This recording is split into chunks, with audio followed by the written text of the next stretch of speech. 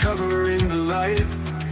Guess with solid minds, no tales of the strange. In Sasquatch Secrets, they'll begin to rearrange.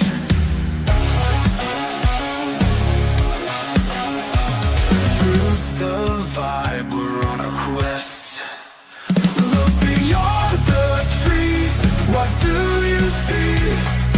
Factual stories redefining history. No myths, no magic, let's break the mold. With every word spoken, the wonders unfold.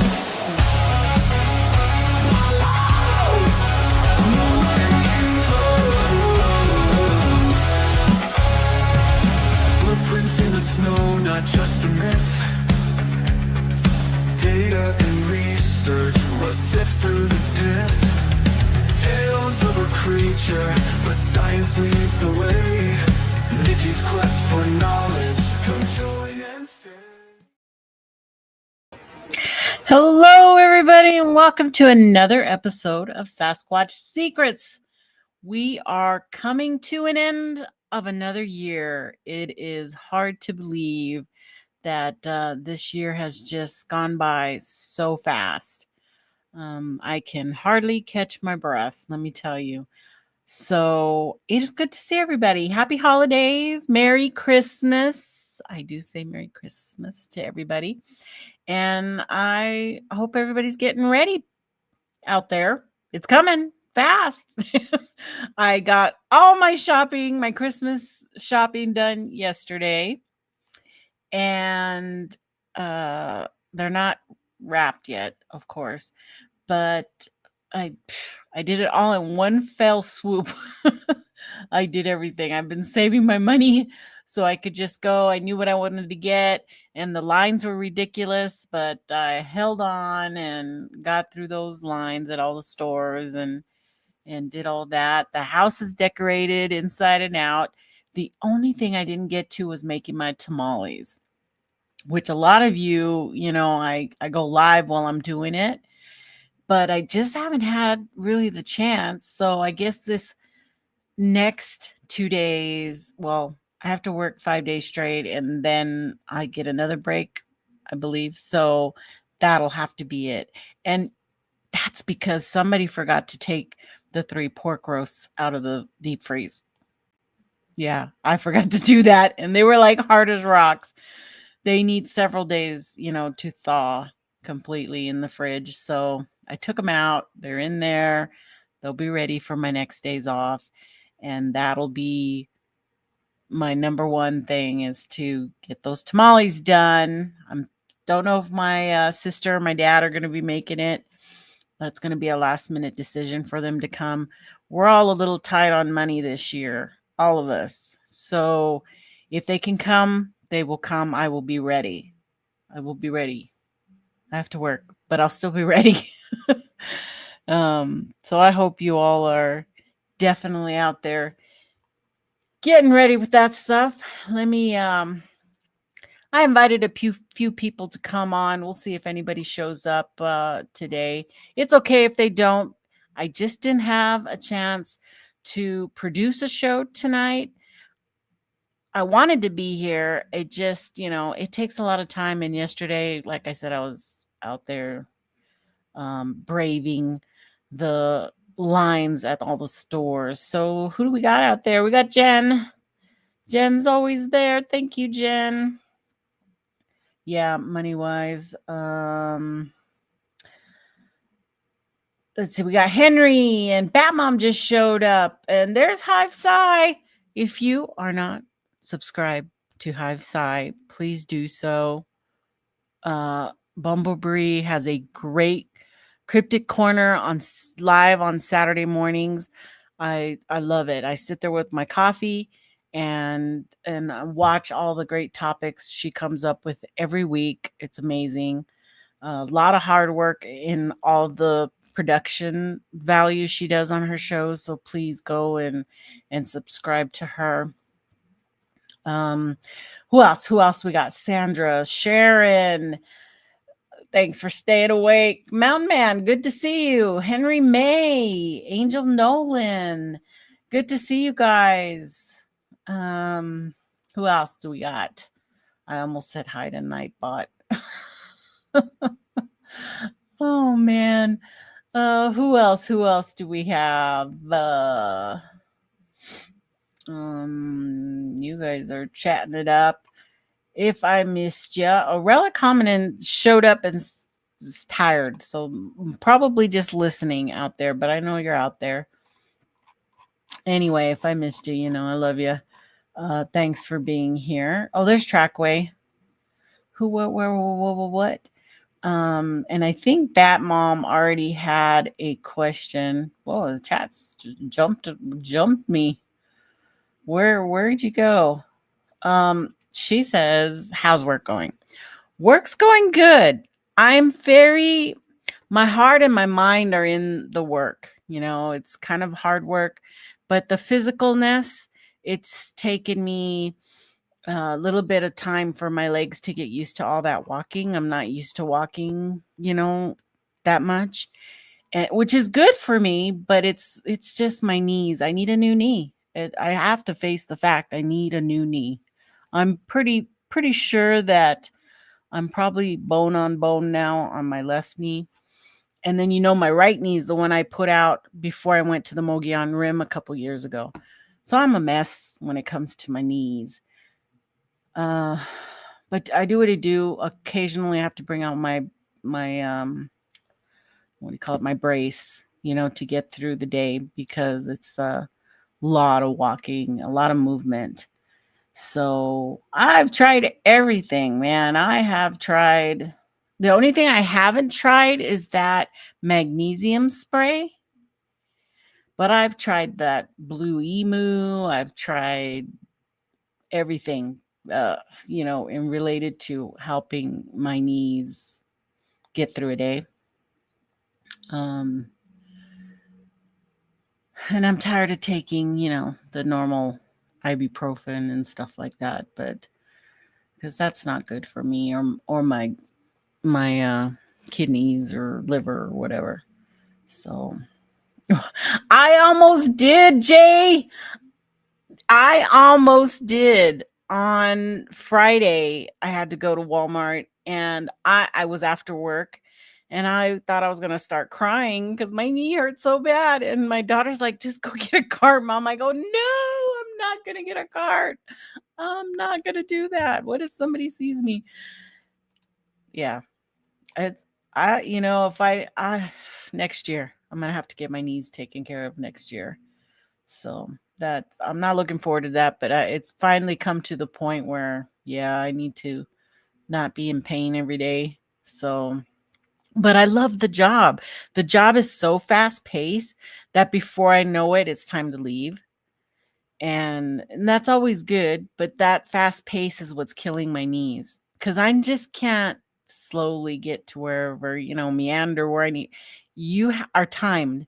Everything I do, I'm timed on transcribing, timed on with the chef, time with the patients, time delivering, time everything. I'm timed. So you have to be fast, and I do, and that's what's killing me is the speed on my knees. So if for those who don't know, I'm a PDA, which is a patient dietary assistant or associate, whatever you want to call. In the morning, I get there about 5:30 in the morning, and I collect all the patients' diets prescribed by the doctors. I collect all those, and then I take those and I transcribe those onto tickets, meal tickets. And from those meal tickets, I take those into the kitchen, and I work directly with the patient chef who's on one side of a line and I'm on the other side. And I have to tell him what kind of meal I need: cardiac, diabetic, renal, mechanical, you know, whatever it would be. And then I make a tray according to that meal. And it's very fast paced and you cannot make a mistake. Mistakes are not allowed. You can get in a lot of trouble for mistakes in that job. So I wish we got paid more because, man. What? You should look into a grounding well mat until you get surgery. I wear a brace on both my knees and a back brace to get through the day. Gaining weight has made it to, yeah, that was my issue. Although I've lost some weight since then, not nearly enough to affect the pain because I've already let it go so long. I had 2 vertebrae rubbing together. My doctor put 4 titanium screws in it to fix it together. Oh my God. I bet you that just took forever. Did it take forever, Sharon, to heal? And because I'm limping around from that knee, my right foot is hurting because I'm compensating, you know? Oh, I'm just a mess when it comes to my knees. But the good thing is that I do recover fairly well overnight. In the mornings, I'm stiff getting out of bed, but then once I get going, I'm fine. And I can go through work, through breakfast, fine.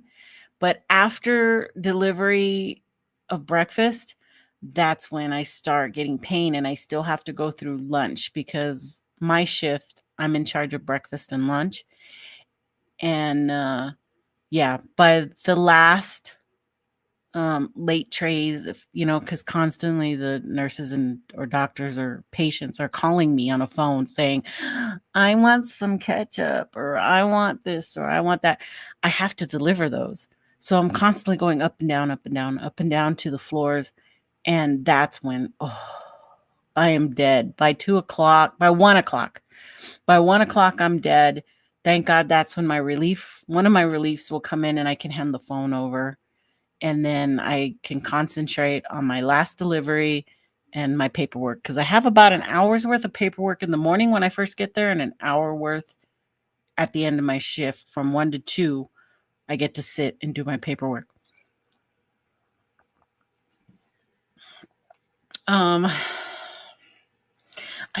Grounding mat. I don't know what that is. I'll check it out. I'm trying to, and to be fair though, this job is for 20 and 30-year-olds. Okay. I'm the oldest one there. I'm Mama Nikki. Okay. They call me Miss Nikki. I'm the oldest one there. I'm the mother figure because it's a bunch of kids. 18, 24. I think the oldest is 28. I think he's 28. So I'm trying to do a job of a youngin'. But they hired me because I kind of crack a whip. You guys know my personality. I kind of make things. I keep things in order. So I'm really good for when we have inspections. I don't let them make a mess. I make them keep stuff straight. And, the kids will kind of goof off every now and then. And they won't do this or they won't do that. I'm not like that. So I think they kind of have me there to keep things straight. Really helps with muscle pain. Try TYDL. What is that? What? Just spell it out because I don't know what you're saying. Title? I don't know. I'm just happy I recuperate for the next day. And, I have to start all over again. And here comes the rubbing creams, all different kinds. I went to Dollar General and I bought like all of them to see which would work the best. And, okay. Is that over the counter, Jay? Can I get that over the counter? But I did notice using the brace did help. It did help because I got put on a double shift one time And I immediately told them I can't work a double shift again. But I worked from 7 in the morning to 6 at night. And thank goodness the night was super quiet. And I was an assistant. I wasn't doing the trays. So I survived it. I had one of the youngest boys. He's like 18, and he did all the running around for me, and I did all the paperwork. So we worked really well together. I take him candy. I bribe him. I bribe him with candies and coffees and stuff. And so yeah, I'm good. When he's there, I know everything will get done. Hey, I got to do what I got to do. So, but I do love the job. I love the fast pace and the knowledge that you have to do the job. It's just a little physical. I probably, mid next year, if I can quit, I'll probably quit again. Shh. I don't know. Or reduce my hours, because right now I'm working the 5 days, and I could definitely go to 3 or 4 just to have a little bit, extra. But anyway, so that's what I do. And it's a good job. I mean, the best part is going to the patients, because I get to deliver. I deliver one whole floor after I've trayed. I have an assistant in the morning who will deliver 2 floors. Oh no, 3 floors, because they do ICU, PACU, and Tele 4, which is the mommies. You get to see the babies, and Tele 4. So that's the 3 floors they get to do, and then I do 1, because it's only a 5-floor hospital. It's a very small hospital. We only have 112 beds. So that's why it's just one main PDA, and then you get an assistant who comes in an hour after I do to help me with coffees, and try making 70 cups of coffee by yourself while you're trying to tray. Can't do it. You need somebody to help you with that. So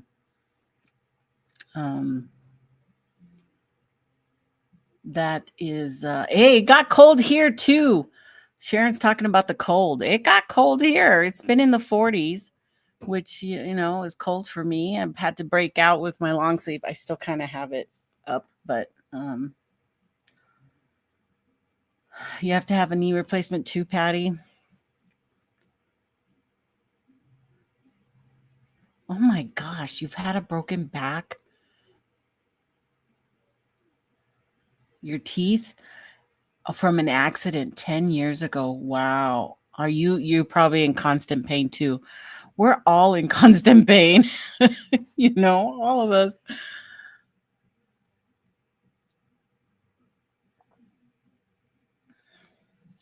Well, I hope everybody makes it. And I just wasn't used to all that. And I mean, the guys will tell you, when I go on the expeditions, I push myself to do things, but I die at night. I do. My legs cramp up so bad.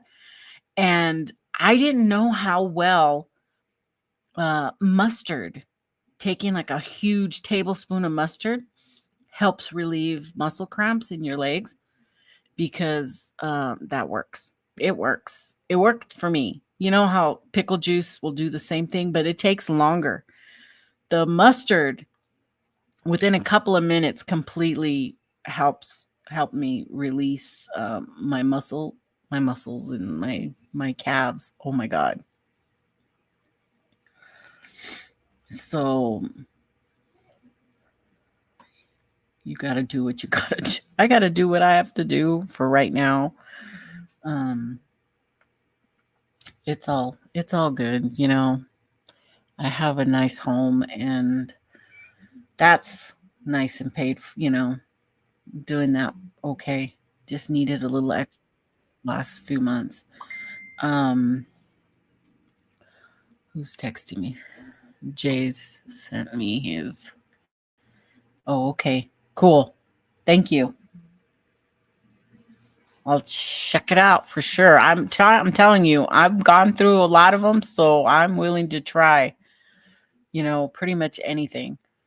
That blue emu stuff seemed to really help my feet at night. And believe it or not, that antiseptic spray that you spray on like cuts and scrapes, just the generic $3-4 bottle at Walmart, if I spray that on my feet before I go to work, that also helps a lot. I saw that trick on YouTube. Somebody was saying, go get this and, spray it on your feet before, if you have to wear your heels, your high heels. It was a trick for ladies. If you know you're going out for the night dancing or whatever, spray it on your feet and it helps. Yeah, muscle spasms. Well, I already had restless leg syndrome, but I don't have any medicine for that. I never have told my doctor, so I just kind of ibuprofen always seemed to calm my legs down, so I never bothered telling him. I probably should, but I didn't want any more medicine. I don't want any more than I already have. So I'm looking for homeopathic type stuff, Um, I take cinnamon, I take turmeric, I take vitamin D, I take all these different things to help with all my issues.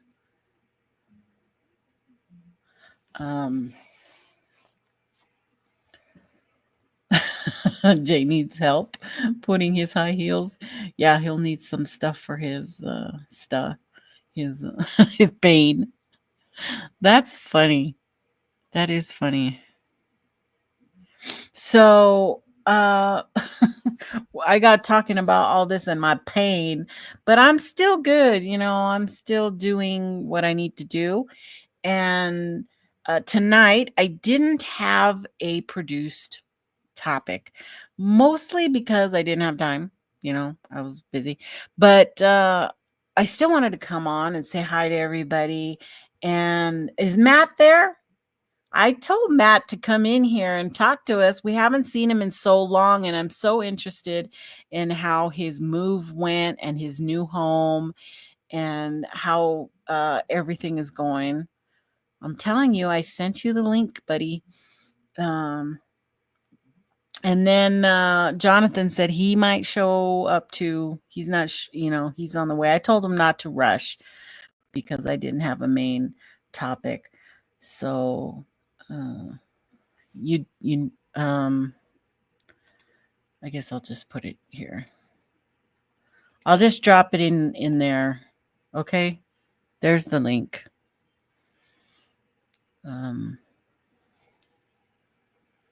You can certainly jump in, and we'd love to see you, Matt.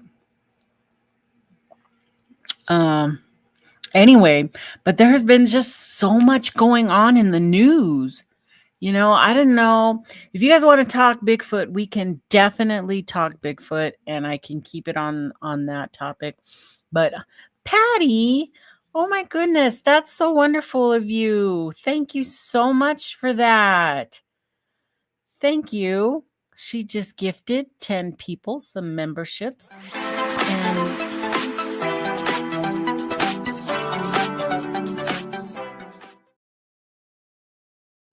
all of you guys getting to be a member. I only have the one membership now, the 99-cent, the cheaper one. And how do I get that off now? You're stuck on there, Patty. Okay, there you go.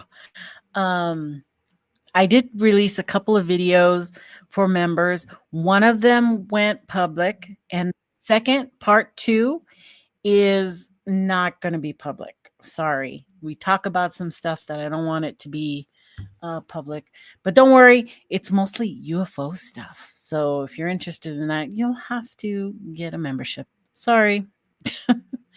And there he is. You know what? I haven't used his intro in so long.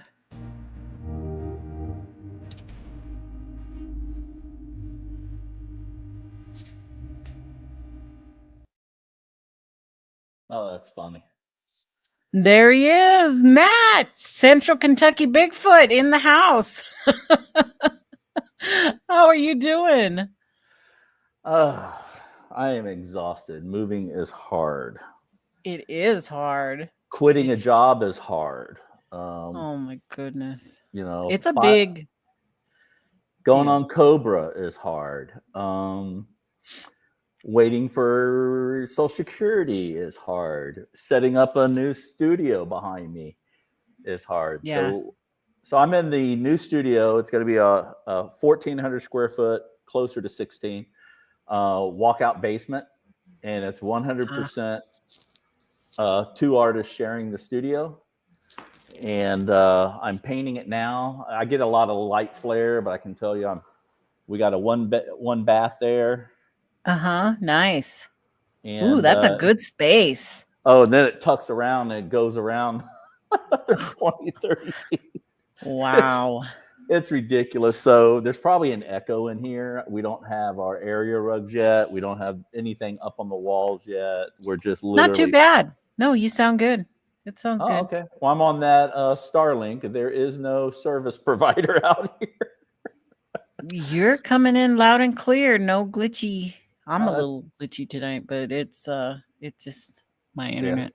Yeah. So if I am glitchy, that's what's happening. I'm down. I don't have any mesh network set up yet. It's just Starlink sitting in the side yard in the dark, so nobody will steal it. But I don't think they'll find me out here anyway. It is dark in Kentucky. I mean, it is velvet dark. We don't have any blinds in the house yet. So I'm laying there sleeping, and our king size bed's between two windows. My wife looks out and overlooks the deck. I look out and just overlook a field that just goes. And I look up and I'm seeing Orion. I'm seeing a full moon. I'm seeing Jupiter or Saturn. Wow.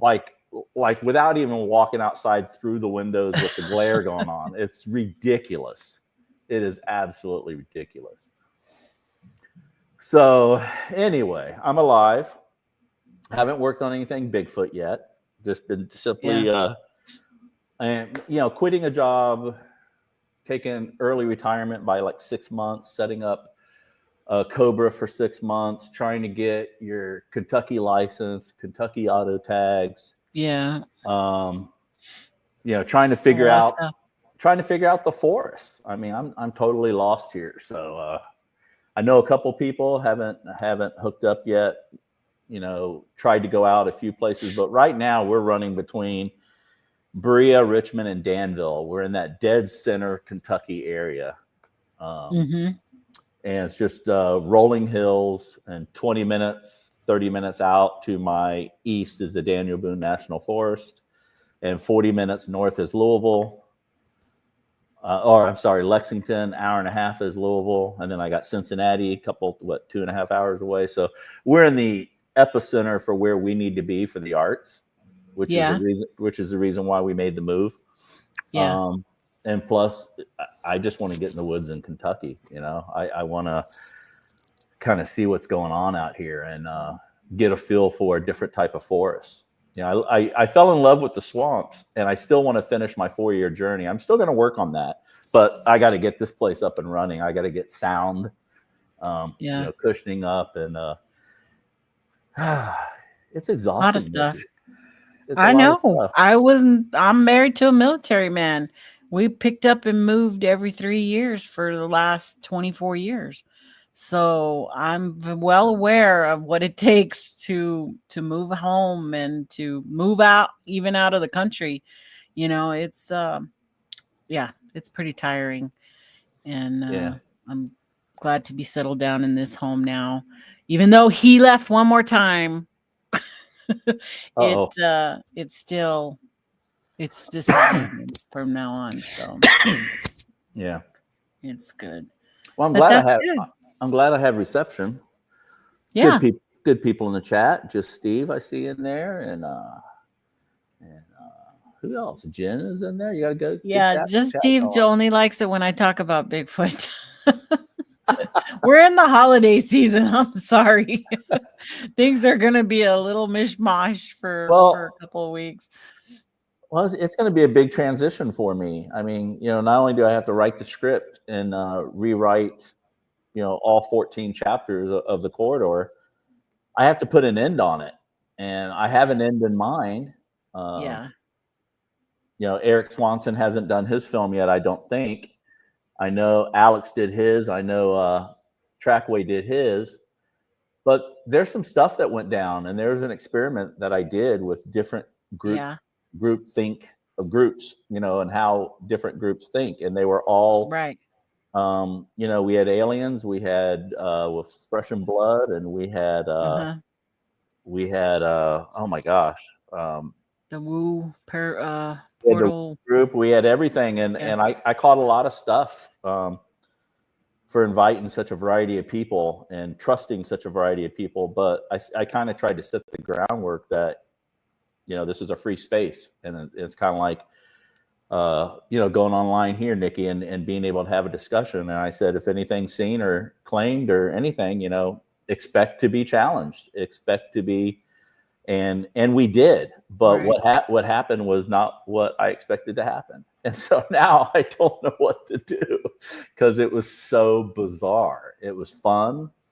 And I got to finish this thing on what I think's going on. And they just made it. I thought I had it. I really thought I knew the ending before I did this whole thing, and it flipped.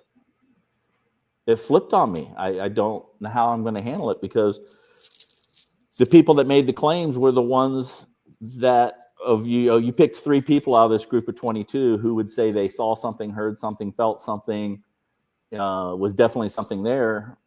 Was, Max Powers. Didn't expect that. Mike Hughes. It was Trackway was a little farther up, so I don't think he went on his own in a different direction. Who else was it? Oh, it was Brian and Chewy. Mm-hmm. Brian and Chewy was with Max, and Mike Hughes was with a friend he brought that I did not know, I did not vet, but it was his first outing. And those 4 are the ones that had crap go down, and it's bizarre. It's just to hear them come back and saying they heard mumbling. We had mumbling, and then but what was funny, the day before, Mike Hughes heard mumbling, and Max and Eric was all over him like a wet rag, challenging him, telling him it was birds, telling them it was everything what it wasn't supposed to be. And he got attacked by killer mosquitoes, but that's what was funny, is they were literally on those guys. And it, again, wasn't the group I thought that would come up with something. And then what happens next? We go out the next day, and it flips. It happens to Max and Brian. You all know Max and Brian. That's the last people I would think to have anything like that going on, or make a claim that something didn't happen, and they experienced something. So I don't know. I don't know how to write that or handle that. But it was interesting. And the other thing that happened, kind of giving it away here a little bit, is that, that is my area. That's my corridor. That's where Brian, Darcy, and I work. And to not tell them where to go or where to hang out or what to expect, I told them the range.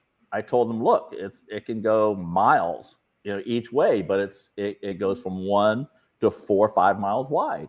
We're in a 1 mile route, 1 mile wide choke point. The direction they went, all 20 people except for Trackway, they all went north, and Brian and I go south. And so they all went to an area that, tell you the truth, I hadn't been, other than the other side of the river by kayak. And so it totally messed with my mind. Like, how you don't tell someone something and you want their fresh approach, which was the whole point of doing it. Right. And they all, it's like you go, okay, this is my area, go. And you start walking south, and you turn around and look, and they all went north. And that's what it was. It was like, what the hell's going on? But I didn't want to direct them. I didn't want to say anything. I didn't want to say, hey, no, it's all I didn't want to point out anything. I just let it go. Right. And I tell you the truth, when they walked off, I went, this is going to be a disaster. This is absolutely going to be a disaster. But I kept my mouth shut and let things unfold. And I tell you, it was interesting. I never expected it to happen because normally nothing happens when we go out.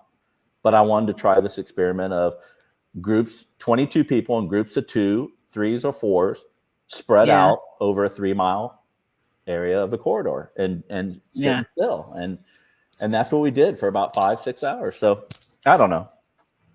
It was fun. I hadn't seen it done before, so I wanted to do it. And I think it's a good approach. I think it's a very smart approach, because then when you have those people stationed like that, and one hears something, and you have that next group who can validate that from another side. Right. It seems really valid, to help with that evidence collection, that I heard this and it seemed to be coming from the west. You were in the west. Did you hear it? Yeah, we heard that. It sounded like it was coming from the east. So maybe it was something in between us. Or, no, I didn't hear nothing. Yeah, and that's kind of what happened. There was actually a group in between them that didn't quite experience it. And they were in between the two teams that had experiences. So my mind is going, was that team not sitting still like I had expected? So there's a lot of follow-up to do. Were they pacing back and forth? How some people get on a road and they walk 25 feet this way, and then they walk 40, 50 yards this way, and they're not really still, but they are somewhat quiet. Yeah. I don't know. And then the second point is, it was supposed to be a quiet, and I do know for a fact not everybody was quiet. There was still some talking going on, because I have seen footage of other people. I'm like, what were they doing? They're supposed to be quiet. So that kind of messes up the mumbling a little bit. It kind of throws a, hey, there's a possible source of it. How sound would travel and that sort of thing. So it's a crazy area. I still believe in the area. I'm still have a trail cam out there shooting us images. Brian's placing the trail cam, and I'm working the Wi-Fi and the downloading of the images. And we're getting buck, we're getting hog, we're getting rodents, we're getting 2 nights of this weird tapping on the camera that I guess a bird could land on it and peck at the camera. That's exactly what it sounds like. Wow. It's weird, but it's a good spot. Brian's, a fairly good tracker, and he's knowledgeable about, finding good trackways, and it's the area where we were rushed by the buck. And it's probably the same buck. It's probably the same buck that tried to kill us. Oh man! So the last day when we pull the camera, I'll say, "Hey, go ahead and do me a favor, take that buck out for me." Trackway has a lot to say. He says, I went south and was bled to death by mosquitoes. Those guys from night 1 were spooked on night 2. And we ran into them the second night on our return and cross-country adventure that I was told never to do again. And I kept wanting to reach this bend on the map. We couldn't get there without going cross-country. Not a good idea there. Yeah. I also went south because the hunter in me says to go to places of decreased pressure. Kaiju asks, what's the most significant data evidence that Matt has captured in Florida for skunk ape? I would say it's that episode 18, I think, of mine, somewhere down in there where it's labeled tree knocks. On that episode, I have not too far from this area, still in the corridor, probably 4 miles from the location we were at on the final corridor series. But on that day, we had tree knocks. We had 4 owls going off, one mysterious owl. I did a fake bluff turn and went a direction at the direction at 0 compass heading. A tree fell. I found a footprint. I found a structure of a tree fall that looked like it could easily hide something and be a nest. I shot into it and have a pareidolia strike that to me is pretty damn strong, especially since I have footprints and tree knocks and a tree fall and everything to go with it. Plus, I also had an occurrence there 2 weeks prior. So that happened. Then on the Green Swamp, Joey, Lone Wolf, and I was out on the Florida Trail, and we captured 3 howls. The first one I thought was dogs. We recorded them. We sent them off. I have feedback on them, which from Bigfooters is pretty strong, but as my buddy Max tells me, never ask a Bigfooter their opinion because they'll tell you it's Bigfoot. So, but it was a very good source that I went to out west, I will say. And they thought it was solid, especially with the footprint I found. And about 30 minutes later, we found the digital 3D scan footprint, also in the Corridor series. I think it's episode 5, where Joey and I find the footprint, and I did a 3D scan, and we flip it and everything. So several good footprints, pareidolia, tree fall, owls, multiple tree knocks.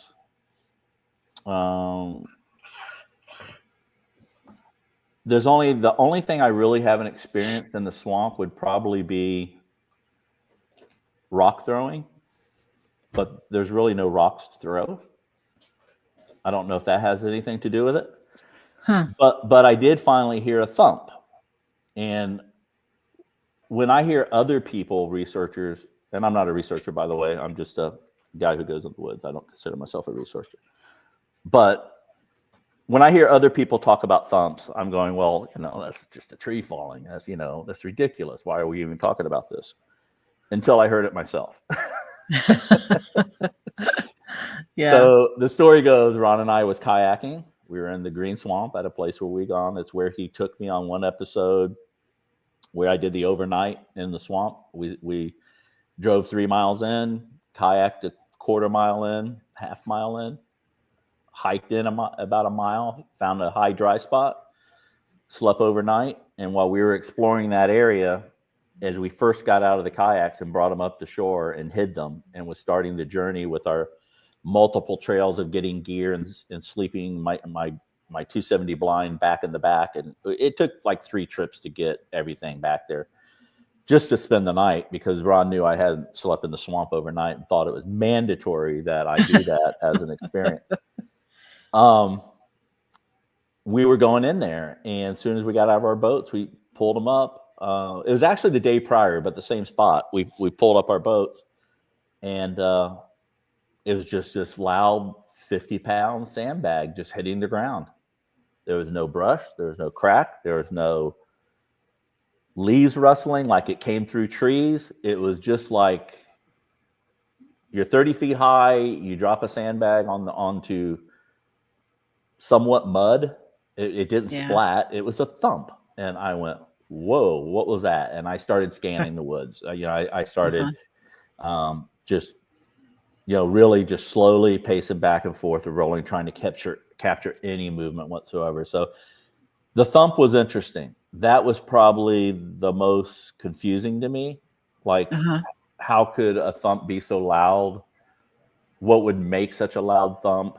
Why would something not break or crack of something hitting the ground and land on something? It's almost impossible in the swamp to drop something from 20 feet high, 15 feet high, and not just hit leaf litter, sticks, or something. There was nothing. It was a clean thump, as in something really heavy jumping. I don't know. Your mind goes Bigfoot, and you go, oh, there was a scout or something in a tree, and he saw us coming his way, and he just jumped to get clear before we got close. That's stupid. That's total Bigfoot on the brain, but that's where my mind went, and it's easy to go there. It's really easy to go there. Yeah, so, when you're out there, it's easy to think a lot of different things, And of course, Bigfoot being one of them, especially when you know you're in a sighting area. Oh gosh, that, there's history there, that somebody, saw one running right where you're standing, and you're there for the night. So there's something to that. You try not to get that Bigfoot in the brain, and you think, okay, there was big black cows at the bottom of the hill. There's elk. We know we saw a bear scat up at the top of the ridge. There all these other things. I mean, I'm more scared of bear than I am of Bigfoot at this point, because I know they're real. I know that is a real threat. So that my mind tends to go to bear for anything. But you have to be careful with the elk, because they're ginormous. And you come up scare one of those, you could definitely get yourself in a bad situation. I mean, well, I never had to worry about that until now. Well, yeah. So all that stuff goes through your mind, goes through my mind, and yeah, Caillou says humans are more scary. I agree. My number one fear would be humans, and second would be deer now after getting rushed, because we were doing nothing the day that buck charged Brian and I. I mean, we were innocently just walking on his trail coming at him, but that thing was aggressive. Yeah. I mean, that thing tried to literally mow us over, and he had his head down. So, oh, wow. So, yeah, I mean, Brian was he with a whole group, or was he solo? He was solo. We were kind of not really bushwhacking. We were stepping over and going between and dropping flagging tape, trying to get to a spot that was the opposite of the river, where I kind of think ground zero is for me there. And we were trying to say, well, what's on the other side of the river? It looks super dense over there. So we went into one WMA area and basically started heading south a little bit, kind of outside of it, but down the river bank. We could see it to our left, and following, a deer trail, hog trail, whatever. And it was 30, 35 mile an hour winds that day. Wind was in our favor, and we just walked right up on it, like 30 feet, and that thing just charged us. So alligators don't bother me, snakes don't bother me, but I'm keenly aware of what a deer can do now. Yeah.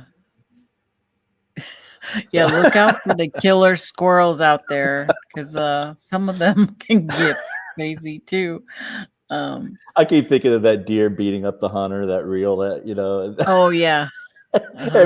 Every time I see that, I just bust out laughing, because I went, "Oh my God, goodness. we came so close." It definitely can happen. Animals. What's that title of that one show? Animals Gone Wild. Yeah. Of course, we've all seen the buffalo up in Yellowstone, where the lady walks up to it, and before you know it, her jeans are hanging off the horn of a bison. Buffalo, American buffalo. Just so stupid. Don't approach wildlife like that, people. Please. No. I mean, yeah, you see people. I mean, I don't know if you all watch. You get tracked by reels, but have you seen the Queen's Guard? Where they're on horseback and they're just standing in that arch, and it's just a horse, but you see people walk up and stand by it, and the thing will bite your ass. Yeah. I mean, I've seen it take her whole arm, lift her up from her arm. Yeah. So that left a mark. Yeah, Jen, don't pet fuzzy cow. Yeah, I mean, anything in the wild, they're considered wild animals for a reason. Yeah. So, but what typically people think of me when they think Florida, oh, Matt's in Florida, oh, the snakes and alligators. It's like I never worried about either one of those guys. It's hog. It was always people and hog for me. I don't know what it is about the hogs, but I saw one the size of a cow, and it was not a cow. I mean, I did not know they even got that big. And And that was where that episode 27 or 18 or whatever it is in mine when the tree fell. It's called the tree fall. And I was so newbie back there. I was going to take it off because I was so stupid. I mean, I had Bigfoot on the brain. I was heavily into, not so great channels that have experiences every time they go out in Colorado, let's say. And so I was kind of like, I was putting up titles back then, like maybe I've been zapped and maybe, and I started to take it down, but that's the learning curve. I left it up there. I mean, that was 6 months into my quest, what I was trying to do. And that is basically just be an honest photojournalist, just trying to capture something to see what's going on. So, but I got to tell you, I mean, I didn't think much when I was going out. I was super skeptical. I knew all the Bigfoot cliches and was definitely had them in my head. But in a million years, would I ever claim something or say something that wasn't true? So I kind of had that photojournalist hat on still, even though I was caught up in the Bigfoot lingo. But I was trying to be true to, hey, I'm going to get footage and I want clear footage. And the reason why we don't have clear footage is because, my opinion, just my opinion, is 90% of the people are hoaxing. And the other 9% just don't know how to work a camera. It's as simple as that. They're not prepared. Right. And I do continuous roll. I still do. I never shut off audio or video. I have stepped down from the gimbal use and the high quality, only because I was doing continuous roll. And I was also going off trail, and I also started kayaking, and I started doing things that were a little bit more dangerous that I needed to be alert and have my hands free. That's the only reason I ended up with GoPro and iPhone at the end. But iPhone still has stabilization. GoPro has awesome stabilization. Yeah. I had a recorder running, and I still did best practices as much as possible. A little bit. Yeah. So,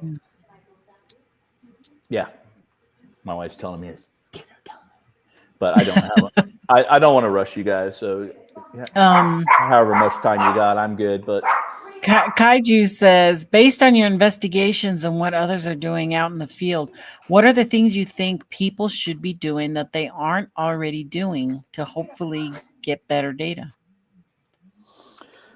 The two biggest things I see is that they're not doing continuous roll. They're not rolling footage, either GoPro or iPhone or multiple cameras. I use a GoPro running full time, and I do B-roll on an iPhone, capturing the exact same thing my GoPro is doing, but sometimes it's pointed back at me where I can do my cuts back and forth. The number one thing doing is they're just walking through the woods and as a pleasure hike, which is to me not a problem. I don't think we should be walking through the woods all stealth-like. I don't think that at all.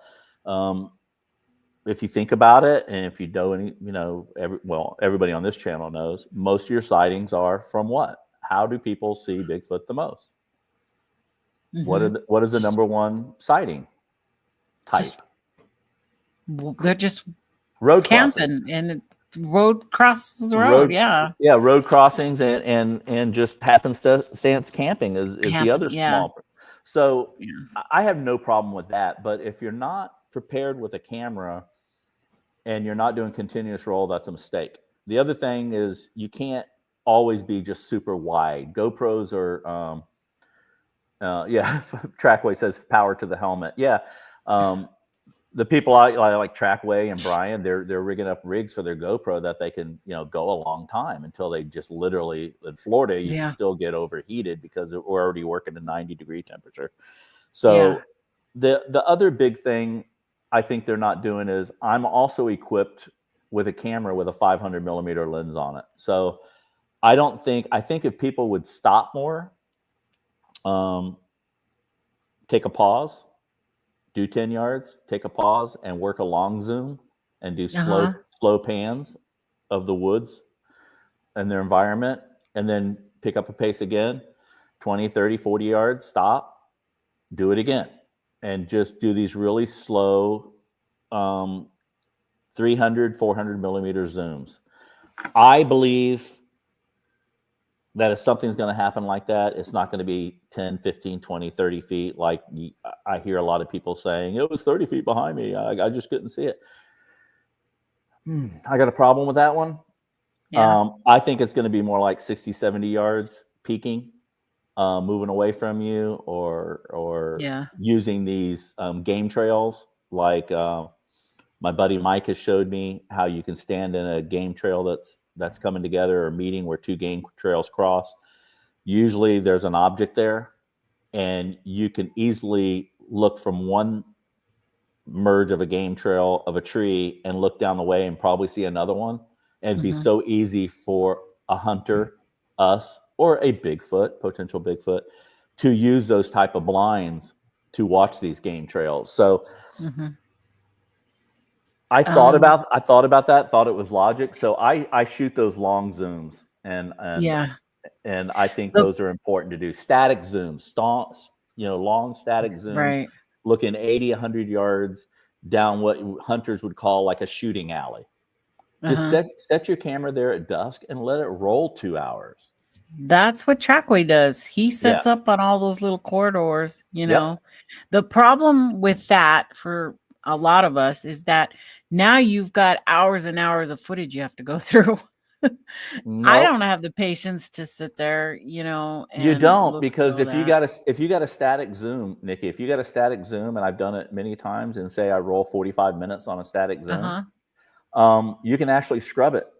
You can actually scrub it. Fast forward that until you see something. I'm talking about a scrub bar, and just look at the upper quadrant, scrub it, nothing. Look at the bottom quadrant, scrub it, nothing. I can go through that in 5-6 minutes and be comfortable that you know that I've seen it. And put it this way: if something was laying in the weeds and it laid there for an hour and only moved an eye, maybe, you know, like this much, and that's all that happened. If I caught that, it's still not going to be definitive proof, so I don't give a crap about it. I'm only here to get the patty footage, another patty-like footage. That's my whole purpose. I'm not here to collect my data. I'm not here to write it down. I'm not here to log it down. My footage is my footage. It's date. It's time stamped.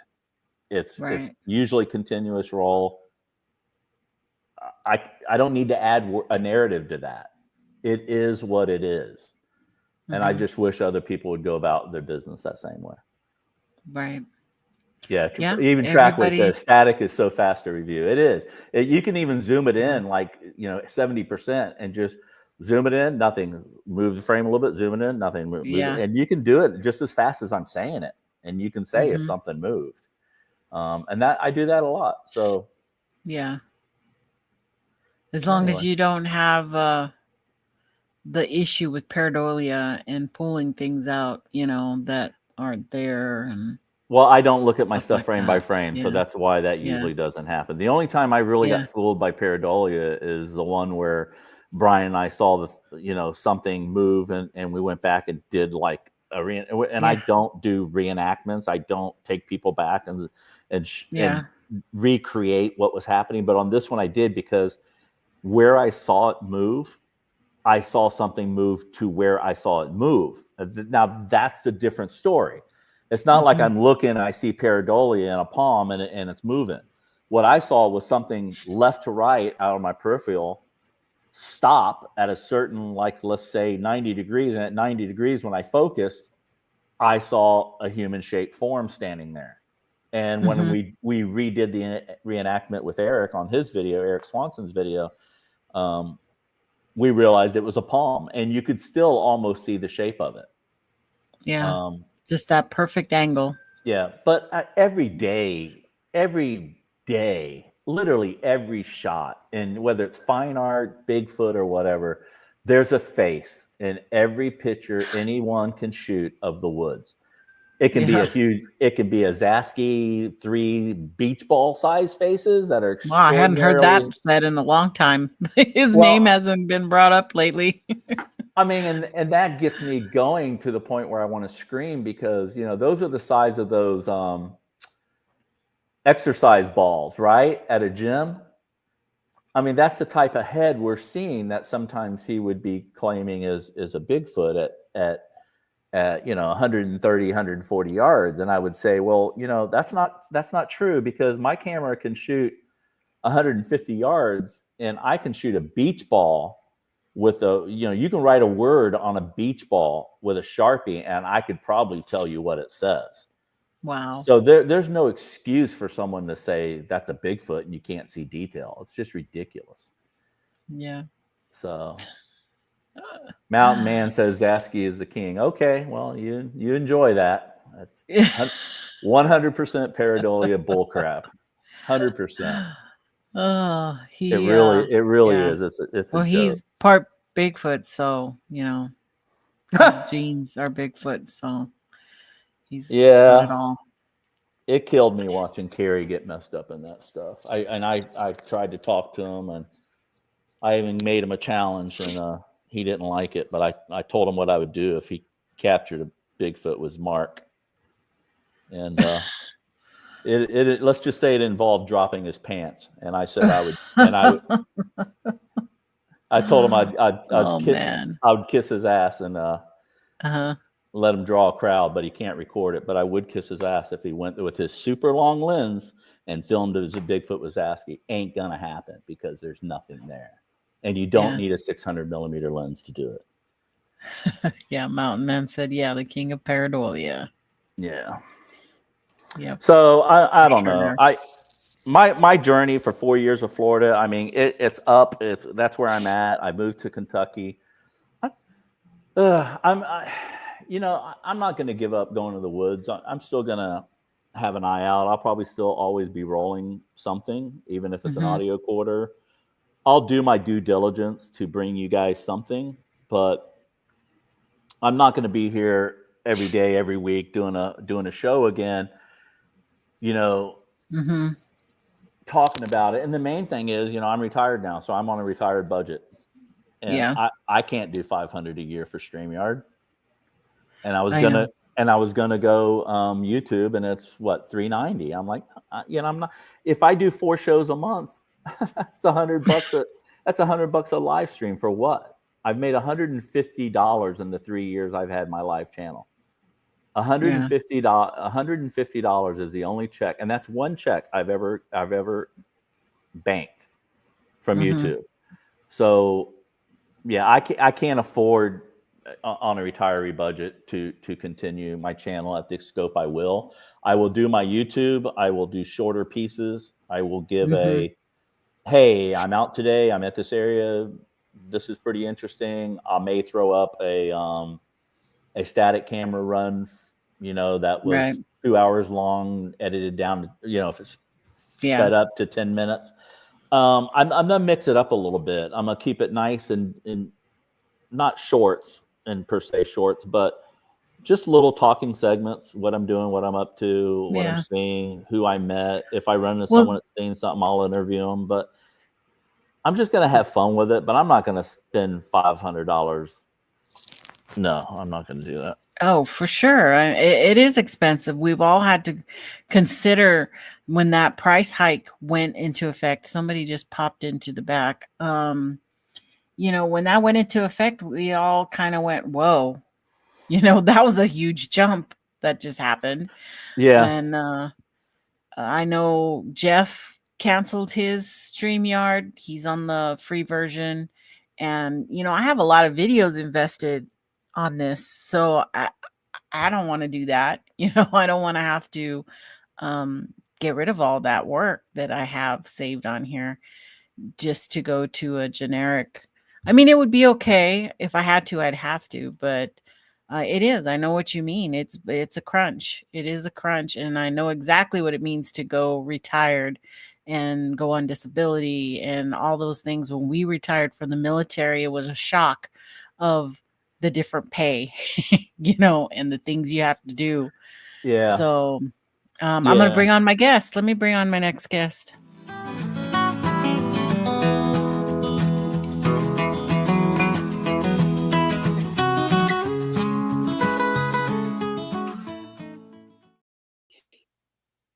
Hey, Trackway. Hello. How are you doing? Pretty good, but my hair's sticking straight up. So. Oh, okay. Yeah, I've been going through audio all day. So, man, I just wanted to say congratulations to my buddy Matt there, and that we have plans to come down and terrorize you every chance we have. Oh, you better. We actually have a guest room now, and now I can get to Land Between the Lakes, which is really intriguing to me.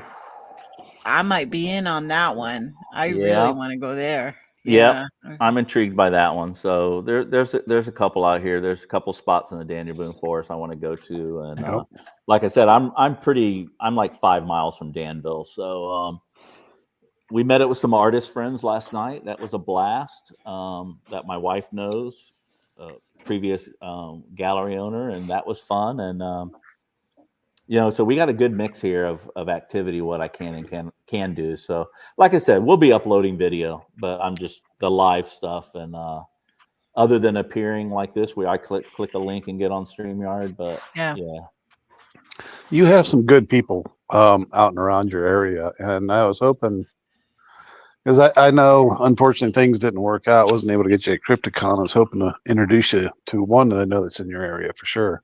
Yeah. But we'll work that out down the road. You've got a very good quality area from my experience from being down there. Definitely a lot of land, a lot of hills. I'm looking at the TV and nothing matches with what's on the phone. It's crazy. Yeah. It's a delay. There's a big delay. The LBL, the tourist trap. Yeah, it's kind of like Salt Fork. Yeah, not necessarily Bigfoot. I just want to see it. There's other interests there, but you've got a lot down there that, from my experience, I lived in Kentucky a few years and I miss it down there. We just had somebody else pop in. Let's bring him in. Oh, is it what do you see as you twist it out of me? Jonathan, good to see you. What's going on, Matt? What's up, Trackway? Hey, there he is. What's up? Oh, man, yeah. Hold on here. Let me really get it going on here. Get it straight up here. See, Trackway, you fit right in. Just let us see you. Where's my hat? There's a leprechaun for you right there, baby. Is there a mask anywhere around here? Where's my hat and mask? Jonathan is the epitome of the human I do not want to run into in the woods right now. Jonathan is a machine. Oh, good sakes. Yeah. Ooh, I just want to grab your chops there and go like that. That's what they all say, them girls. Yeah, I miss doing that with my husband. Oh, boy. Sure. So how you doing, Jonathan?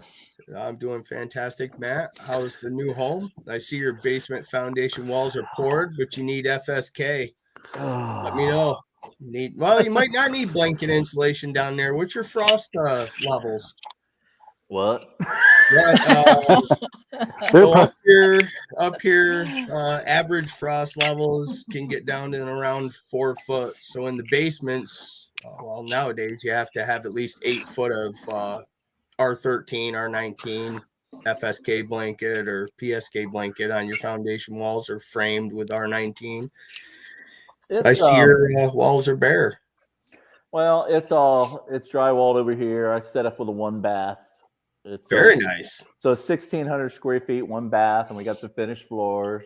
Oh, that's sweet. Love the floor.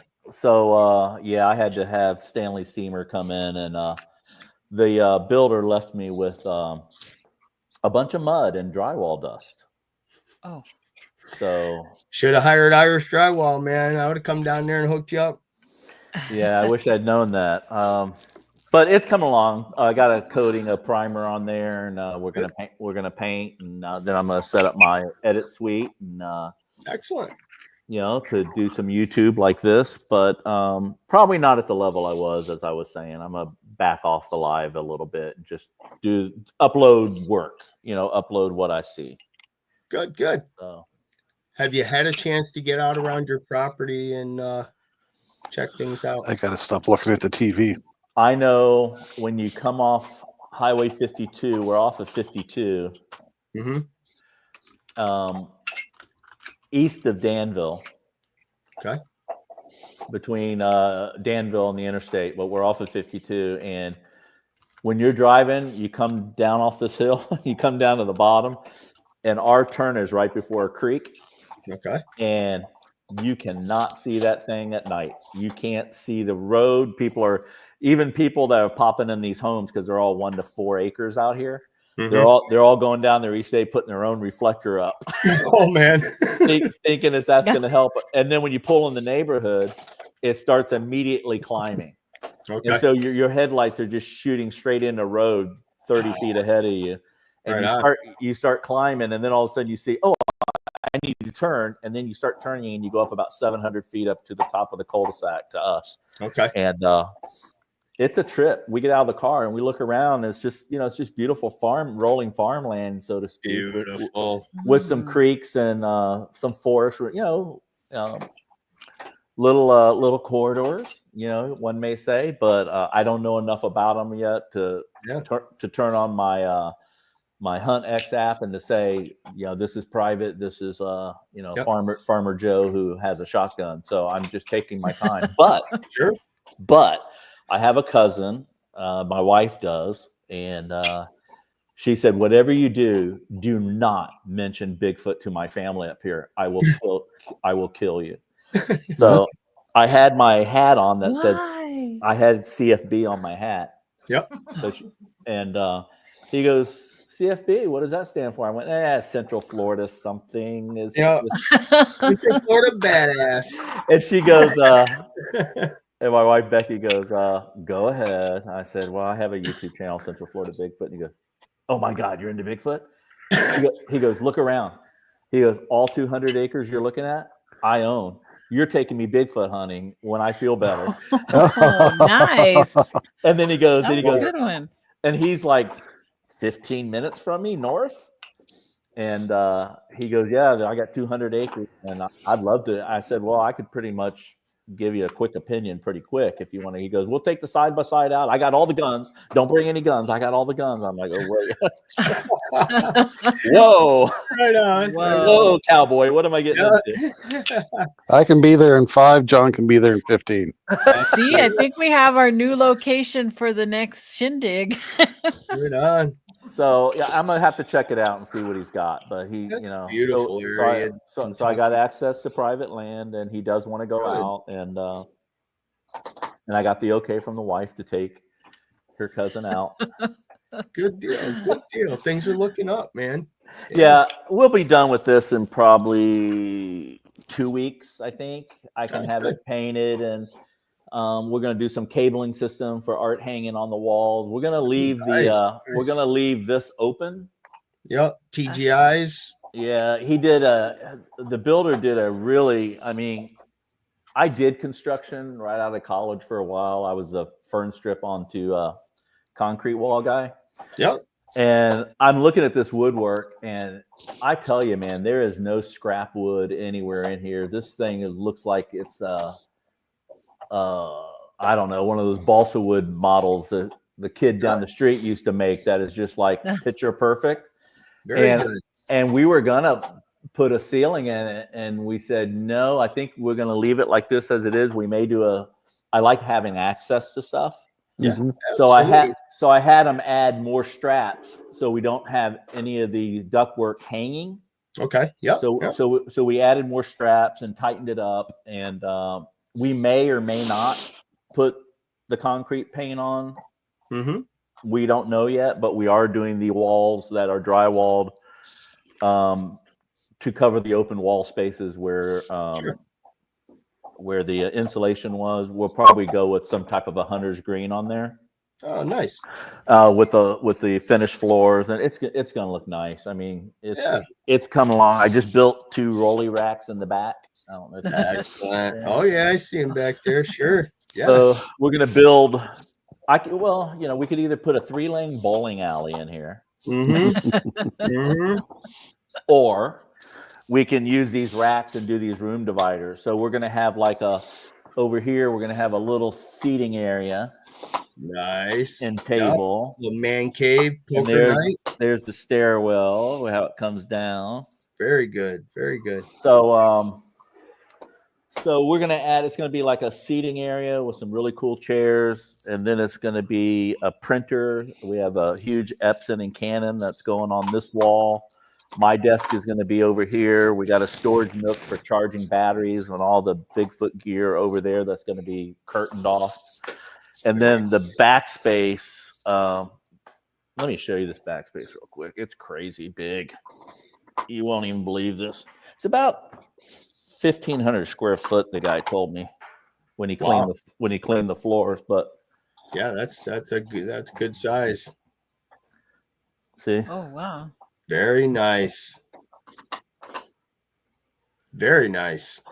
Yeah, so it's going to be there's going to be like 5 or 6 different functional areas within the space, kind of all open wall. Printing, photography, studio work, video editing, her drafting table, painting, and the whole 9 yards. So we've never had a space like this, so to have it connected to the house is just going to be phenomenal. So we're excited, and to have a full bathroom right there, which is really nice. Yeah, you don't have to keep going up and down the stairs. That was a great idea. I'll tell you what, my knee is rehabbing really quick. Good. Getting a good workout at it. Yeah. So I told my wife, if I do die early, it's going to be because Matt has tumbled down those stairs trying to carry 80-pound racks, in boxes down. Yeah. So I feel my knee at night, but I wake up the next day. It's a good feel now. It's not like it was when we all met Trackway on the Get Out. Like I could barely even walk. I mean, it's really 80% better. I mean, I'm good for you. Yeah. And it needs to be here because I can't even walk my dog down the hill. Oh wow. Well, you don't have to wait for ice to have those ice creepers, the grippers. You don't have to get super aggressive ones, but if you have a lot of hilly territory, muddy leaves and stuff like that, you can get a really easy slip-on set of grips for your shoes. I saw them. Yeah, I saw them. Kentucky, where we're at, is kind of like Richmond, Virginia. It's like you may get a foot of snow, at one point, but it's usually a nice dusting, which I think I've already posted a few shots where my car's covered and you can still see the grass, but there's a nice fluffy snow on the ground. It's 1 to 2 inches usually here, which is just really nice. Yeah. We don't get what you guys get. But we do have change of seasons. I don't even know what change of seasons are. If you said call me in the spring, better give me a month because I have no idea when spring is. Yeah, I think you're really going to like that, especially in the fall when things cool off. When is that? Right on. Can you just give me a month? October. Okay. Yeah, right on. Yeah, for you guys, I'm dead serious. A month late. It'll be good. It'll be a nice change, and you guys are thoroughly going to enjoy that. Yeah, I am right now. Spring, if I remember right, hits in February, late February, early March. Yep. Yeah. So. Yeah, there's a little bit. My mom lived between Fredericksburg and Spotsylvania in Virginia. And I remember speaking with her, and she'd be telling me what the weather was like and that they were already mowing their lawns and such. And it would seem that in the Virginia area, we were about up here a good solid month behind them. So if she was mowing her lawn, it would be a little better than a month before we'd be mowing ours up here, and vice versa come fall. I wouldn't have any leaves on the tree up here, and Mom would be saying they're just starting to turn. She lives in South Carolina now. Well, you know what I'm not used to is this mud. The yard was, we have a walkout basement. So we're on a really steep down coming off the back. So we have a deck 20 feet off the ground, off the back, that's covered by roof line. Just assembled some awesome patio furniture today. And then off the side yard comes this studio going out the side, and it's got a little patio. But what I'm not used to is you step off that 10-foot patio or get down the stairs. The mud is it's like swamp mud. You sink like 3-4 inches. It's and your shoes are just caked. It looks like Georgia clay. Yeah. It's just this really heavy mud. And I made the mistake of loading up. Have you all seen those wagons that hold 300 pounds with the balloon tires? They're called yeah. They use them up here at the apple orchards and stuff to buy your pumpkins and cart the kids around. Hey, you guys. So we got somebody that just popped in backstage that I have not seen in quite a while. We have to bring him on right now.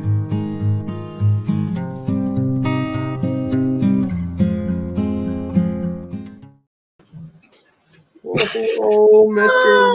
Leon Thompson, how are you, sir? Who's that? Well, it's like listening it's like listening to a geriatrics ward. I'm in the back here thinking, I think they're talking about Sasquatches. They're talking about, look over here. We're old. We're just old. But my knee is getting so much better. No, I need your knee. Stalking you online, watching your posts and stuff. So it is great that you finally moved, though. Oh my God, it almost didn't happen, guys. That move was, we had our house listed. It was supposed to sell in less than 60 days. So we were told by the experts. 60 days came and the price dropped 20. 30 days came, the price dropped 10. 30 days came, the price dropped another 10. Then we had a buyer, and I went, well, we can still get this house in Kentucky. We'll be okay. We came up here and started moving our stuff in 4 van trips, about $2,500 a trip. We were taking the artwork first, and then we were taking valuables and stuff second, and then books and art books and photo books galore. So we did these 4 van trips. Then we had a buyer. The hurricane hit. Buyer gets scared and runs off. We're 6 weeks from closing. Oh, good sakes. God. We had the construction loan and deposit down on the house to start the construction loan with a closing in 6 weeks and no buyer.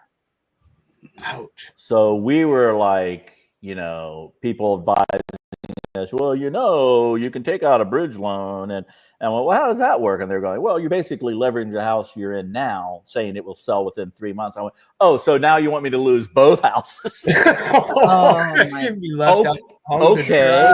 I am a photographer with an MBA, but that doesn't sound too swift to me. And I tell you, the hurricane hit. The buyer got scared after the first one, dumped us. Then the hurricane hit. We were up here. We bolted and took the 4th van load of artwork up here, got the artwork out of the house.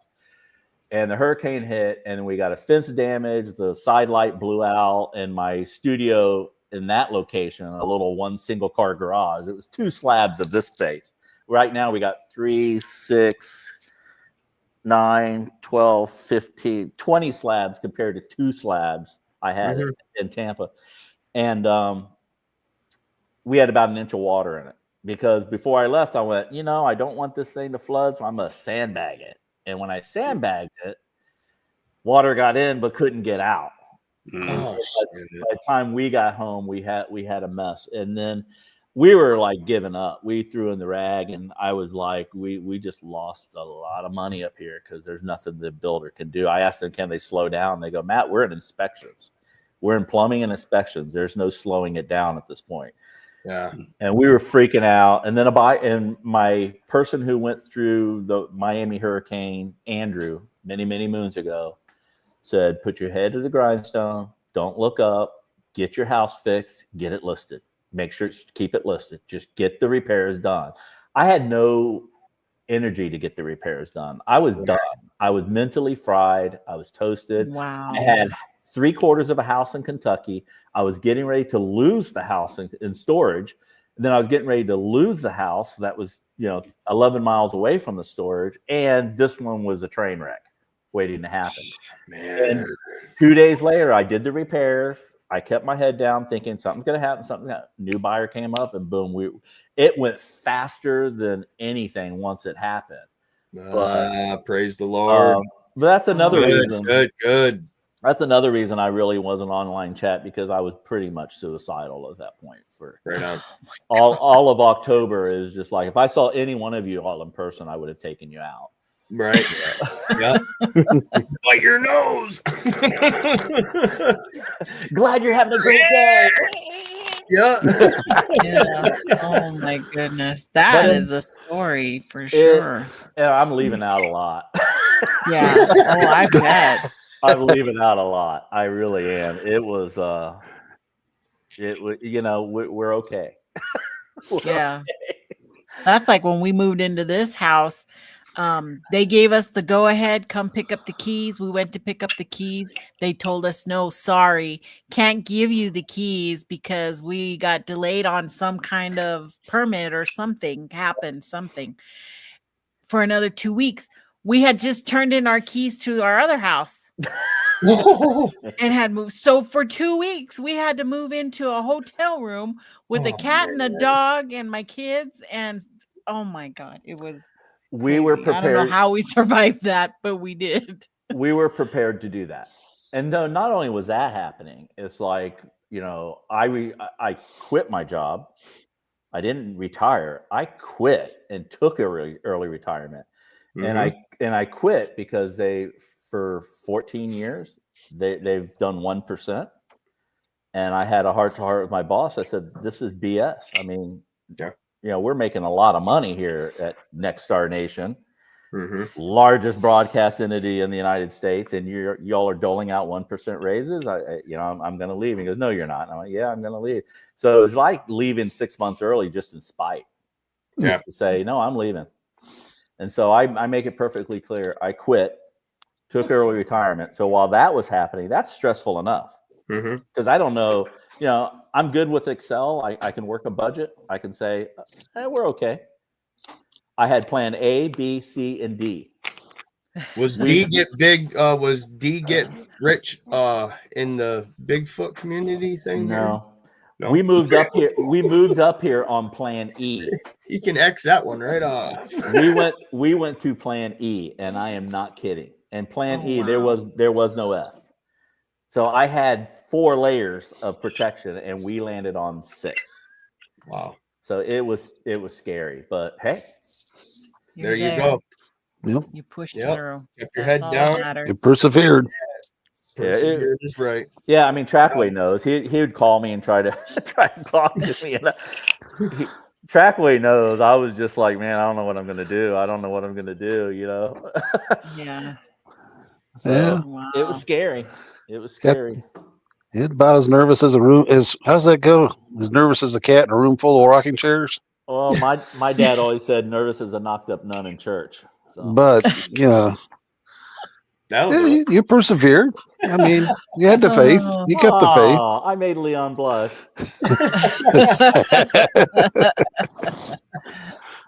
It's waste of time to worry. Worry is just a parasite. Just kick it out. Yeah. If your brain is and your brain's already hijacking, especially what you went under, like it's crazy. I mean, right on. For me, because I just moved too, probably I don't know 7 months ago. But I fortunately had a whole bunch of animals that were just savages for packing. Like I thought it was going to take me 3-4 days to get my house packed. They had it done by noon the first day, and I thought, holy shit. Then they had all this stuff. Like this desk behind me is probably 500,000 pounds. I just thought I didn't pull that out of my office, and they did. And I thought, oh my God, you guys, you're phenomenal. Well, it's good you had some help. Yeah. By the time we left, the buyers were kind of new buyers. They were in their early 30s, and they go, "Hey, we don't have a lawnmower. Can you leave us your lawnmower?" And I'm like, I'm moving on an acre and a half, And I went, I'm not going to need to push more. Trust me, I'm not mowing nothing. And so I left him the lawnmower, and then a day later, their realtor calls and goes, hey, they're really happy to get your house, and they love your aesthetic. They like what you all did online. They go, who staged it? And I went, it's not staged. That's how we live. We're both fine art photographers, so that's our house. And they go, oh, okay. Next day, ding, email. They had went through all the staging photos, and they had circled things they wanted. And half of it was my wife's artwork. That is, wow, $2,000, $3,000, $4,000 a piece. And I just went sextonlarsen.com. That's all I can tell you. Yes. Go to sextonlarsen.com. But it was they just thought it was a shopping spree. They just thought, oh, wow, I want that. We ended up leaving our dining room table and 4 chairs because we wanted to buy new, because we're buying it. We built a new house. Right on. And we ended up leaving our couch, which we actually said yesterday, I wish we had kept the couch because we could use it down here. The space is massive. Yeah, family area down there. This studio basement, walkout basement, is bigger than our house. We just left, and we still have 3-2 upstairs. So I didn't even know you could put these many lights in a house. I didn't know. I have a garage and a garage door. You hit a button and a door goes up. I got. Do you have a bonus room above your garage, or are your trusses above the garage set up for a bonus room? No, we got the peaks and everything, and the high ceilings in the living room. And the doorbell went off the other day, and Becky and I jumped. We didn't know what the doorbell was. Max Powers. And then, on the front door, Matt. And we looked at each other. I looked at my wife and I went, what the hell is that? She goes, it's a doorbell, Matt. It's a doorbell. We had the old knocker. Our house was built in 1947 in Tampa. Oh, wow. So we had this, subfloor with block home, 1,100, 1,200 square feet. And now we're in a 3-2 with a 1,500 square foot walkout basement that's bigger than that. Our house could fit in here. So it's, I feel very unworthy. I feel very blessed. You deserve it, Matt. You worked hard your whole life. 39 years enjoy it. Is worth it. I earned it. Howdy, Joe. I earned it. But we're not posting anything. I mean, in Tampa, so many of our friends have lost everything in this last storm. So we're not. I mean, we used to be very open and have open studios and post things, and we're not. I'm trying not to. If people want to see something, they go, "How's the house coming along, Matt?" Trackway knows. I've been sending them photos, but we're not putting it online because my wife talked to someone today who literally lost their house the second time in 3 years, and now her husband is really ill, and they have to move into a home, and they don't know what they're going to do. And I don't need to be going, oh, look at my new home in Kentucky. Yeah. Right. So it's just people have it bad in Florida right now. It's a rough time. I feel for them. And we were doing this anyway. We had planned this 3-4 years out. So it just happened to be the timing where everybody was losing stuff. And here we're building a new build. You feel really guilty. It's that survivor's guilt, like I made it out of Florida. Thank God. Right. And, but anyway. Well, just look at North Carolina. It's still a mess, Oh yeah, I know. Yeah. There are so many places around the world outside of our country that is, as we all know, is a disaster area and just nothing but heartache. It's, I thought about that just the other day. I mean, I'm not going to whine and cry about, my life's ain't no different than anybody else's, but I understand what you're saying when you get caught up in that negativity, and you're just like, you feel like you just can't take another step, or why even bother? I'm not getting anywhere. You start thinking about some of the other things that are happening or that could happen. And that usually will pull me out of that and just really have a self check and say, what if somebody called up right now and said that your mom's mangled in a truck accident? I would love to be back with my petty little problems and not be dealing with something of that type of tragedy. Yeah. So, you know, life is tough, but like you made it, Matt. You know, I mean, when it gets right down to it, our human spirit just seems to be able to rise to levels that we don't think we're capable of and push through. Now you're in your basement of your new home, and those folks down in Florida, they'll be able to pull through one way or another. And there's good people around the world helping everybody too. Yeah. Well, I kind of was driving because we go into Richmond, we can go into Berea, we can go into Danville. I forgot the little town closest to us. I want to say Livingston or something like that. But you're driving around, and the views are just these epic views. There's not a bad, like you're upstairs in our house, and we're on the top of this hill in the subdivision. We have one of the highest houses. There's one house higher than us, and there's just not a bad view.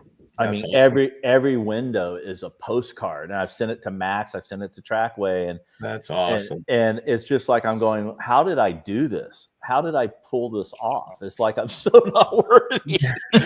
But I came up with this little thing, a little slogan. I want to enjoy, relax first, enjoy, and then somehow I haven't figured it out yet, but give back. And I don't know what that means yet. But relax, enjoy, give back popped in my head. I've been saying it every day, and I don't know what that's going to look like. I don't know if it's going to take some of the skills I did for the TV station and bring it to a smaller community. I don't know. You know, whether it's, you know, Toys for Tots or feeding the, you know, I don't know. We did all of that at the TV station, but I'm trying to figure out, you know, how to bring it to a community like this. And so that's exciting, you know. If you could find a wildlife preserve or someplace, you know, like we often walk the wildlife preserve by us, and they've got nature photographers in there that teach classes, you know, on their own dime. And I think maybe something like that you would find, you know, very interesting and knowledgeable for people out there wanting to take up the skill, because there's so much stuff. When you get into photography, it's like, oh yeah, you're lost. You're lost, just flat out. That you know, you could just, you know, teach people. I was reading Caillou's comment. Kentucky Cowboy, Danville, Kentucky. Who's that? Cowboy One. I don't know who that is. Now, it has occurred to me. It has occurred to me that we've got 3 of 4 founding members right here, right now. And Matt, myself, and Jonathan, we're missing Mike Ann. But the CAC is representing, and that's the Car Alarm Club. Just remember that. You know what I did tonight as I'm building these stands over here behind me? My wife calls down and she goes, Matt, you set off the car alarm. And I went, oh my God. the Broncos. Two-time reigning champion. I don't even carry them in my pocket. But the Bronco Sport, I have a Bronco Sport. And it's not baby blue, it's robin's egg. Let's make that. Does it have the little speckles in it too? And people in Kentucky like it more so than people in Florida. I almost drove over one of those today on accident. In Florida, if I'm driving, some guy that looks like Jonathan will drive up and say, hey, your wife's car is pretty rad. I go, it's my car. And they go, oh, you know, they go the other way. So anyway, I don't know where I was going with that, but well, I mean, we was talking in the key alarm. It just on that car model. If you bend over to reach up and pick a glass of beer, water off or beer off the floor or whatever, your car alarm goes off. And on our camp out, thank God nobody brought it up, but it went off during our night set when I'm the only one back at camp. Everybody's in their spot going, what in the hell is that? And Mike Ann goes, I think it's Matt. setting off his car alarm. Oh, man. It was part of the experiment. That's right. Brought a little ambiance to everything. I'm actually trying to figure out how to write that in without sounding like a total 100% dumb shit.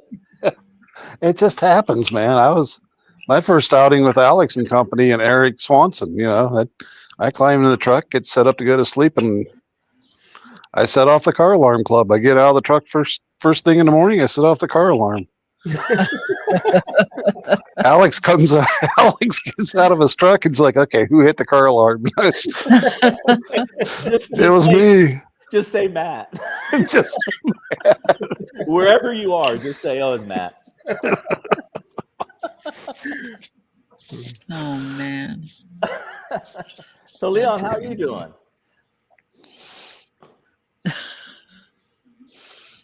Uh-oh. Hold on. You're muted. You're muted. I know. I'm trying to get my old palliative care ward mentality. Push the button. Which one is it again? I can't see it. I don't have my bifocals on. Fine. All right. I don't know. I'm just listening to you guys. I was thinking about Jonathan, that, you know, Jonathan, you should do that thing that's on TikTok with your Christmas beard. Have you watched that yet? No. Okay, it's really easy. All you do is you go get some sparkly stuff. You know, what's it called? Sparkles or just, you know, glitter. You get glitter. Christmas Yeah, light? you get glitter. Glitter. And then you spray your beard here. Okay. And here, and you spray it with hairspray. And then you just take the glitter, usually red.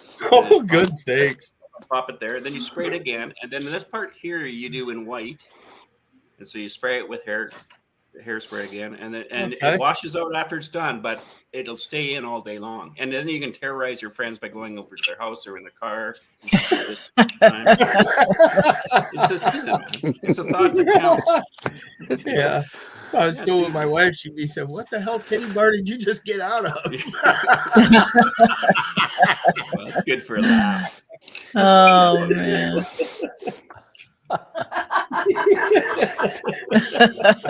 That in the background. Who's that? It sounded like a girl laughing in the background. That was probably Deb. Oh, she said, yeah, she's sitting next to me over there. Right on. She's got the headphones on and listening. We hear you, Deb. Oh, Jay, thank you so much. Jay. Appreciate that. And Hey, also, good we job. had hold on.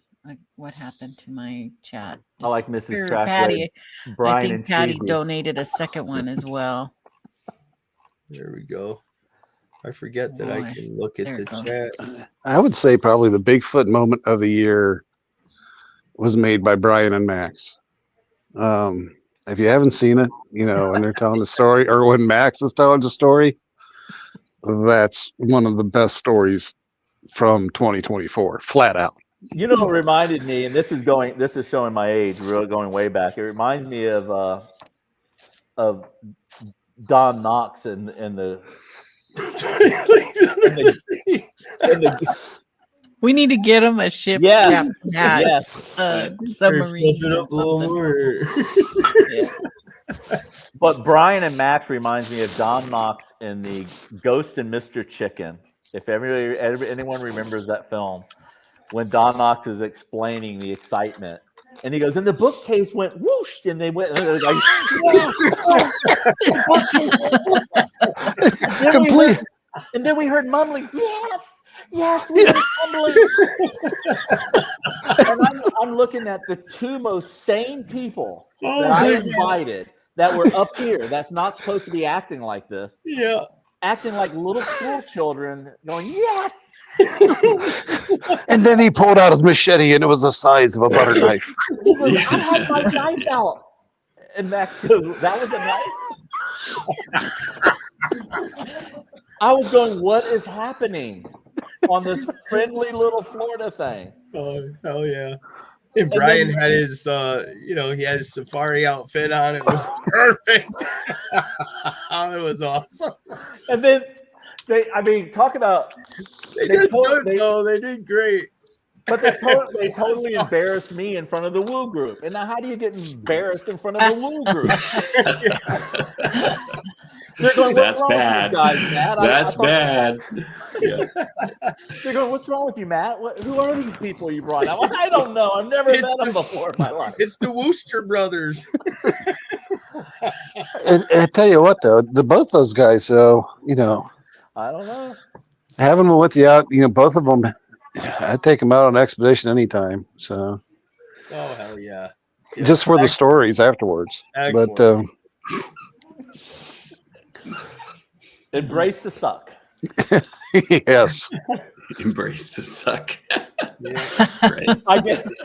I gave Alex Petikoff my 270 blind, and I said, it's waterproof.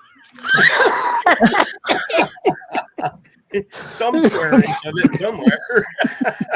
So I got Alex Petikoff, Eric Swanson, two major filmmakers, Brian and Chewy, all taking refuge in my waterproof. And Brian goes, "This is leaking." And Alex goes, "I know." All this thousands of dollars of camera gear just getting soaked. My gosh. And one of them blurts out, "Just embrace the suck." Yeah, I think it was Alex. They could have came back and just killed me. I mean, and I had deserved it. I mean, they took a lot of gear because I told them it was waterproof. Oh my goodness. We was driving back in that when it hit, and we was like, "Oh, thank God we left when we did." And then we couldn't find shelter for like 200 miles. Every place had been closed out. And those guys are out there in a deer blind. So. They're never going to go to anything I invite them to again. Here, get my tent, boys. That's squatching for you, though, right? You can't ever predict that stuff. Nope. Happen. When it comes down in Florida, man, I mean, it comes down. Just a couple of times I visited down there, and they were telling me, it's like, you know, you get them snow squalls up where you live coming off the Great Lakes. He goes, we get thunderstorms down here. It was Mikey Gould told me over on Daytona Beach. He goes, 1 hour it'd be sunny and beautiful. He goes, you head to the store and you got to pull offside the road and there's rivers going down the road. Hour later, it's sunny again. It looks like somebody just turned the sauna on. It's steam just pouring out of the city. He wasn't shitting, man. I'm like, my God, man. Well, you know, before we headed up to meet you up at the Adirondacks, you know, I was like, "Oh, you got rain coming."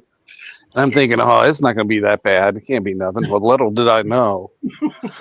I mean, Jonathan takes us up to. Yeah, he takes us up to a site, and the next thing you know, the skies just opened up, and we spent 2 nights sleeping in the truck, and it just poured on us. Yeah, that was something else. I make my popcorn. I grab my beer. I go to watch the show with Jonathan and Pathway. I'm just eating. Where's Jonathan? What's going on? Where did they go? They're just sitting there. I went, do I even need to finish this film? What's going on? Ow. Judge. Oh man. Well, just before we left and went up there, I got Freya. She's up to 80 pounds now, and I took the fur missile to the knee just before we left for the Adirondacks. So I wasn't walking too well. I'm still not walking too well. How's the hand healing? I can stretch it out now, but I still can't close it up. You still have a pin in there, right? That'll stay in for a while, or was that just until it healed? No, the pins were removed. The pins out. I see. Okay. Yeah. So I went through British Columbia with a broken hand the whole time, and then I went through the Adirondacks. I don't know what I did, what she did, or I don't know. Whatever happened to my knee. Yeah. The whole trip he was like this. His hand was like this the whole trip, sticking out like this. Yeah. I'll get you, my pretty. Over there. Yeah. Sasquatch over there, over there, over there.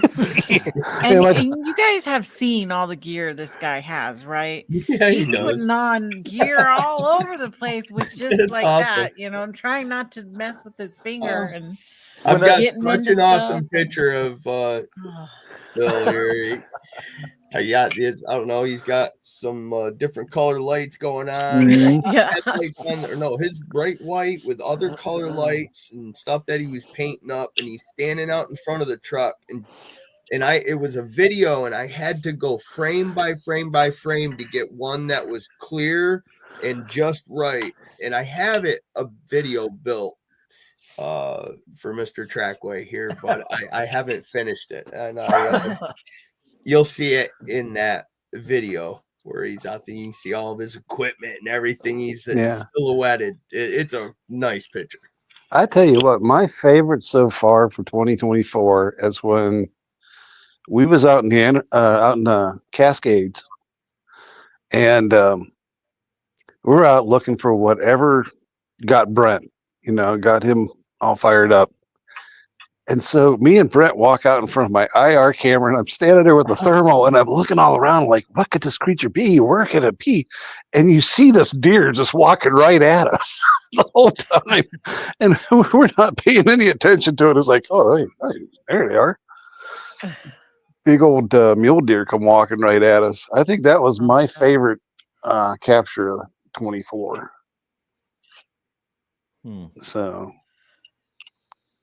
that, and but right now I'm going talking about stuff that we're working on. I'm working on the stuff from our first night at Whitehall right now, so that should be interesting pretty soon. And when we come down to Matt's, we got to figure out what we're gonna do, because we told Jen we'd stop by and pick her up, but with all the equipment, I'm not quite sure if she's gonna sit on the tonneau in the back or what. Strap her to the top. Yeah. I don't even know where to go yet. So yeah. Yeah. Did we lose Jonathan? I think so. Yep, we did. He hit the button, I think. But hey guys, we're already coming to an end. I know Steve's got his show coming up in about 10 minutes. You guys all make sure to go over there to Squatch DTV after this. Yeah, Freya's barking. Sorry. What the hell is that? What the hell is that? It's a wolf man. It was so good to see you, Leon. You're looking really good there. You look really good. Wrapping up. I wanted to make sure I wish you a happy birthday and Merry Christmas. I haven't seen you guys for 14 years now, so I think I was in swaddling clothing the last time I saw you. Happy birthday. Yeah. Well, just because he hasn't seen us in so long. It's been almost a year. The year's gone by. You have yours, I got mine. Yeah. Look at her ears. So cute. Yeah, Freya heard her bark on the TV, so she's like trying to figure out where the dog's at in the house. So, Nikki, I got to get going here pretty quick because we got a house load of people. I'm just trying to regulate the sound because it's requiring upstairs, and I was like, we got 3-4 dogs roaming around. But do you usually have an open mic on Sundays, or? No, I don't. Usually I have a topic. Says open mic all the time on your stuff, and I keep thinking. Sometimes I put it on there for the topic, but tonight was just because I didn't prepare anything specific to Bigfoot. It's it's the holidays, and I've been shopping, and that has not been on my to-do list to sit for hours doing production for the show. What? But I still wanted to come and chit chat and see who would come on and say hi. And I'm glad you guys did. See, we haven't seen you, Leon, and we haven't seen Matt in so long. And Trackway and Jonathan do stop by every now and then. But it's good to hear that you guys are still, kicking. You guys I've been watching your show, but I haven't been watching your show under Bigfoot Okanagan, so. Oh, yeah. Well, good. However you do it, keep watching. That way no one knows I'm still watching Matt. I'm watching You're hiding. He's hiding. I'm here. But everybody, thank you for coming and you said that hanging out with us tonight. It was a good show. It was just nice and relaxed and a chill session tonight. And I appreciate you guys being here. Matt, don't be a stranger. Let us know what's going on. Yeah. And your areas. And of course, Trackway, always welcome to jump in whenever you want. And Leon, don't be a stranger. Well, that's why I asked you about the open mic thing, because a couple of times I thought I'd jump on your shows over the last couple of months, but I keep thinking, well, I don't see a link anywhere. Yeah, some of them I do, some of them I don't. You know, when you get too many people on one specific topic, it kind of gets to be a little much. But anyway, I hear you. You know, you can always jump on. But thank you guys again. Y'all, thank you for stopping. And appreciate you guys so much. Merry Christmas. And I don't know if next week we'll be having a show or not. It'll depend if I'm in knee deep in making tamales or not. So we'll see what happens next week. But I love you guys, and just keep an eye out. Never know. Just try to have a random live here pretty soon. But love you guys, and have a good night. See ya in the next chat.